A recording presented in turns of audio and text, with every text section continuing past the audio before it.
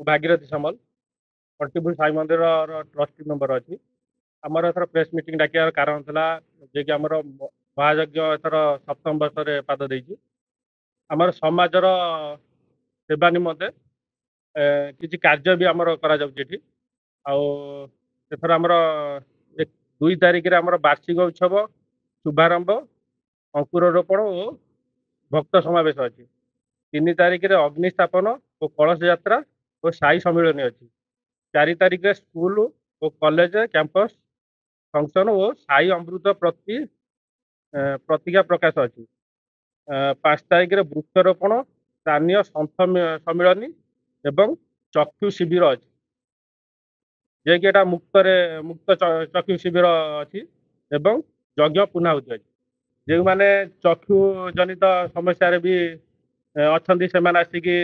जोगाजोग करेंगे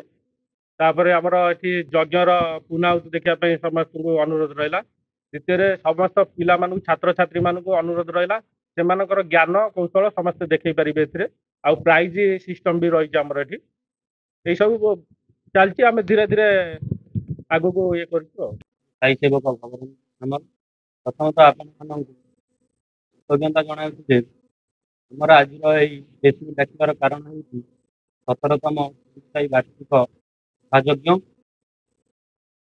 और सांबत्सरिक उत्सव प्रथम कथा यह कि आम एक जनकल्याण कार्यपाई आमर ये संस्था उद्दिष्ट अच्छी प्रतिवर्ष पर बाबा 17तम